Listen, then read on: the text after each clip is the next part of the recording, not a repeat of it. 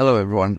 I'm very concerned about what makes education work. As you know, I've had some interesting comments on the talk on stories for children and putting into their mind stories which actually become a moral reference bank for later in life. And we all need that. But it's pleasing to see that people are doing that. And one of them is my grandson. And I wrote back to him about a couple of students who were in a little group that I ran when I was in a university. They used to come to my home one evening during the week, and we'd talk about life and about the Bible. And at that time, I was long before we got to the modern status where you get people like Denzel Washington saying that the most important disaster that's happened, particularly to black people in North America, is absentee fathers. And I'd come to understand that what fathers are supposed to do is provide their children with a narrative for life. And they do that by transmitting the stories of the Bible to their children before they can think. Don't even bother about that. Just get them into their incredible memory banks. A couple of students who met in my little group that came to my home actually in the end got married, and I had the privilege of preaching at their wedding. Some years later, they turned up at a conference where I was speaking with 4 or 5 children. I can't remember how many. And Bob sat in the front row with his oldest son, which I guess would be about 7, maybe 8, I don't know. And he listened to me for an hour. I said afterwards, "Your son's got an incredible capacity for concentration." And he said, "Well, we did what you suggested, and we started reading to him every day from the Bible. We didn't explain it, we just read the Bible to him. And now he joins in conversation every now and again, referring to passages, and he has done this for some years, which were read to him in the first months of his life. It's astonishing how much is there. That's what's so important about early life and storytelling, because the point about the Bible stories is that are more morally consequential than any other set of stories in the world. So we are currently in a very bad patch with Augustine College, which I have been involved with since the 1990s, because our world now has young people who have no fixed points in their lives, no narrative of meaning, which is the reason that Jordan Peterson has been so successful. He realized that the young, particularly young men, had no narrative of meaning. And he's still on his way in terms of getting back to a deeply classical understanding of what that might look like. Yeah, his attention to the Bible is doing what it always does. It's changing him, and he does it brilliantly. So now we can't find students who are sufficiently adventurous to do something that has no immediate academic standing, doesn't lead to a job or anything like that, but has been very successful over the years. But we've only had an average of about 12 students a year, on which we could manage on a tight budget. But COVID closed down my travels, which was our only advertising mechanism that appeared to work. And we are now in a state where we don't have any applicants, so we can't run next year. That's very sad, but I think in part it's because we've got to a stage now where the students couldn't do the course we used to teach, and we need to rethink completely. I think the lockdowns are going to take 10 years at least for us to recover, because they took out important learning processes. And you combine that with woke education, which is indoctrination, and you're in deep, deep trouble. So Sally and I no longer have any role at Augustine College. The board is trying to see whether they can make it work. We don't know whether it will. We have been running a program for docs for 20 plus years as well, and that will continue because they have not been damaged in the same way. They are older. But the question still arises, what brings them back? I don't know. I've never been to a conference quite like the one that we were gifted with, because all we did was say to docs who asked us, can you help us with our education? We're so impressed with what you've done for our children. And so some 20 plus years ago, we said, well, you do have one thing I really need, that's some of your money, but what would you pay? They didn't mind that. They were very straightforward about it. And they said, well, if you can get us continuing medical education credits in ethics, it's easy for us. And I'd pay at least a few $100 a day for a golf holiday, so why wouldn't I pay you the same? So we hit on a full week. They come on Sunday, they arrive on Sunday evening, and they go back the next Sunday. And we take 8 months program of intellectual history, and we break it down and give it much more of a medical twist, with one day devoted to the current problems of ethics in medicine. And they keep coming back. I don't know of another conference that has a recidivism rate like ours. I mean, we've got one guy who has been through the program now 3 times, and he says it gets better. And he's never missed. He's been to every single one. And he says it's the high point of our year. He brings his wife along as well, and they have a week's holiday in Ottawa, which they enjoy, and because it's lovely in June when we do this usually. What is it?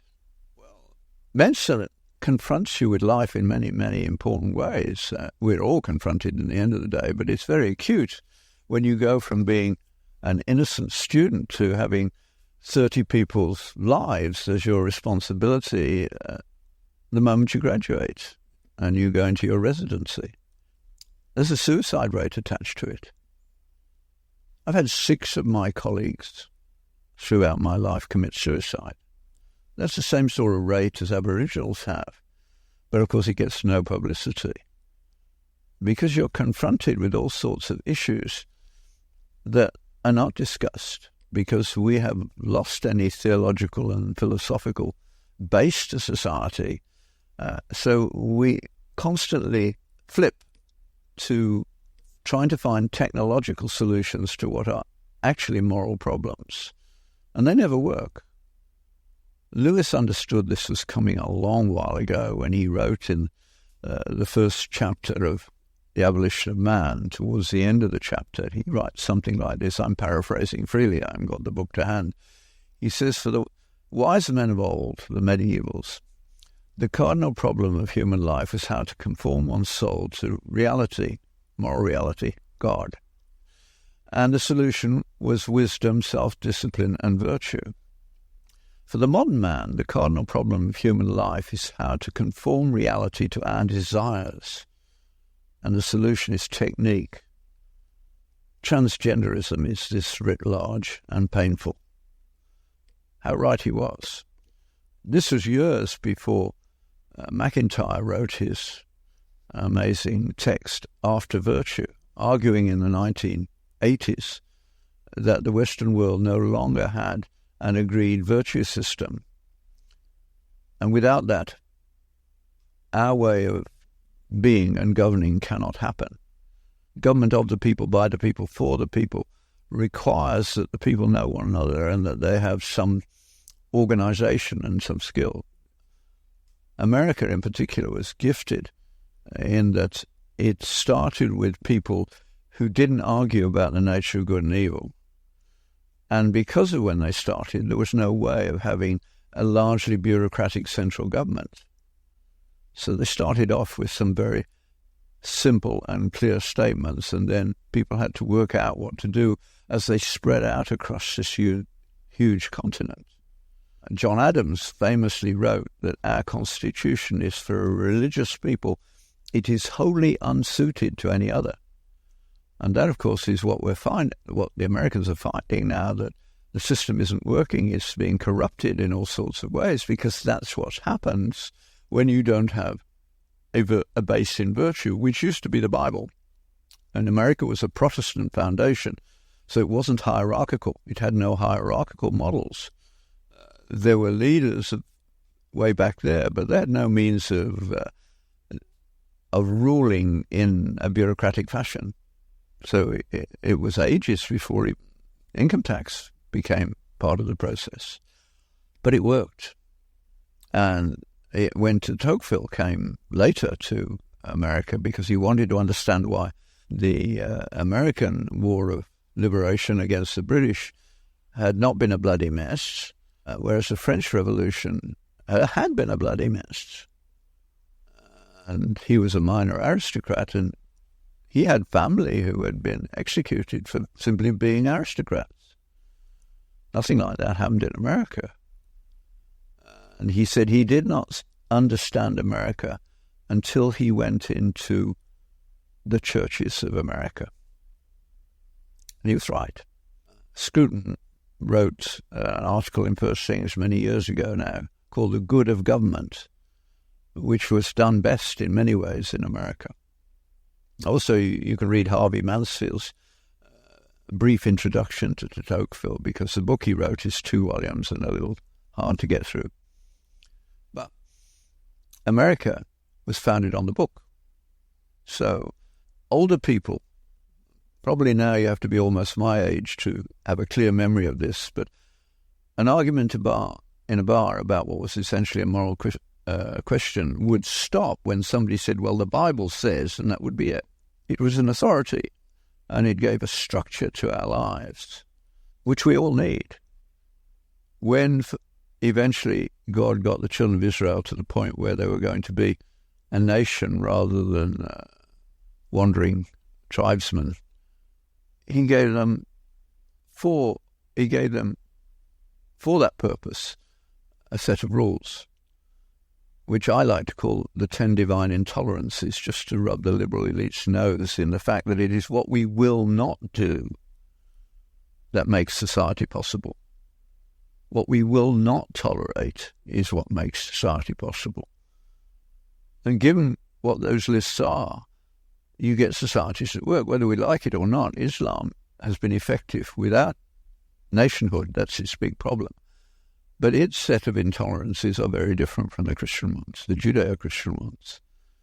So this summer program that we arranged for the docs was talking about this development, including the incredible gift of common law out of Alfred and his sons, whereby you didn't have central government dictating.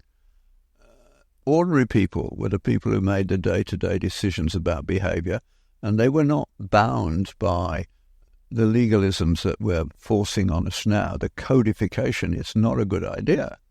Ordinary people can decide for themselves whether this guy who did this sin, whether he was intended or not, whatever, and what the appropriate judgment should be. 12 good men and true then set a precedent. It may have been a special case, but it's a precedent. And that's how the law was built up. There was no constitution in Britain for a long while. We got round to controlling the king in due course, with John having to submit to the barons. So he wasn't submitting to the people at that time, but the pattern was developing.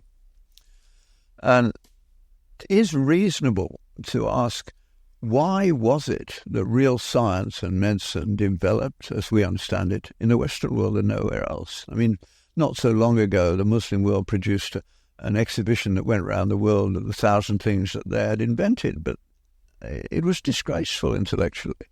It wasn't true. And, of course, it shows very clearly there hasn't been a serious Muslim Nobel Prize winner in the sciences for a long while. There have been a few who came from a Muslim background, but they weren't Muslims by the time they got their prize in any real sense. So teaching that story has been a lot of fun. And one week dealing with the practicalities, but what brings them back every year? Well, they realize that things in medicine that they need to know, they don't know, and they haven't thought about, and we do that for them. Most of them come because someone in their family had either been to Augustine College or sent their children there, and they liked what they saw. They come to fill a hole in their mind and in their souls. What's happened, particularly in America, I mean, Hillary's horrendous HIPAA regulations, which show a total lack of understanding of how medicine works. So many problems that I can think of in my life were solved by meeting the right person in the corridor when you were struggling with a particular patient's problem and saying, have you ever seen, and the discussion happened right there. That's illegal in the US. You have to get the patient's permission before you discuss it with another physician. That is so stupid, it's beyond belief. But that's the law, and you can be, if somebody nasty wants to get after you, they can get after you along those lines. Where we had a shared base, we could do such things.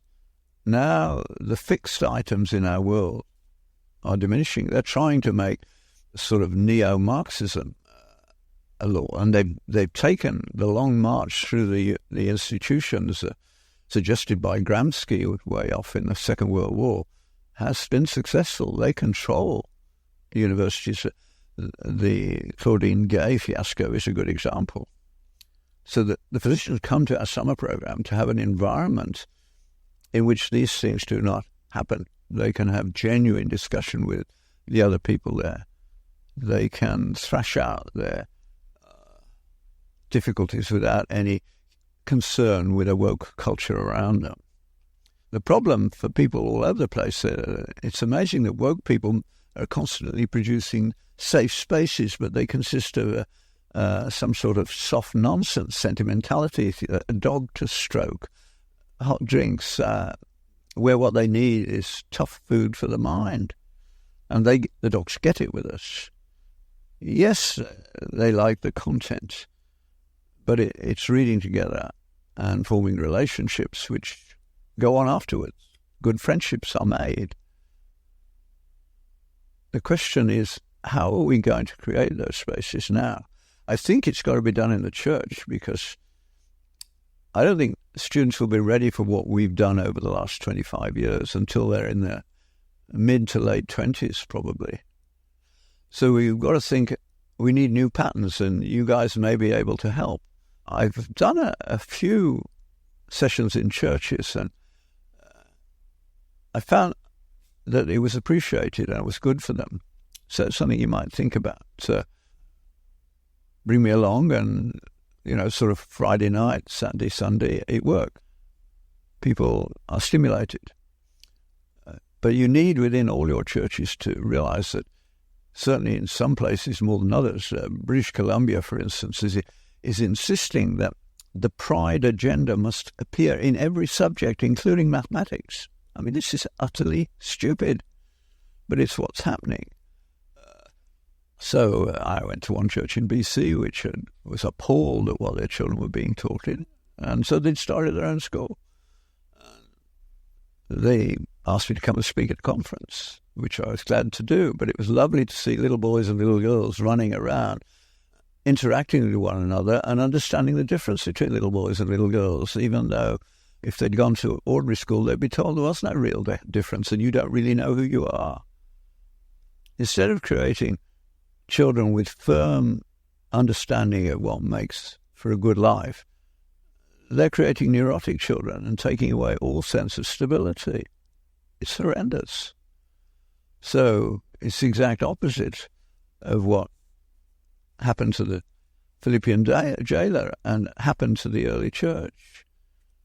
And the early church was known to the rest of the world because they looked on them and said, these people love one another.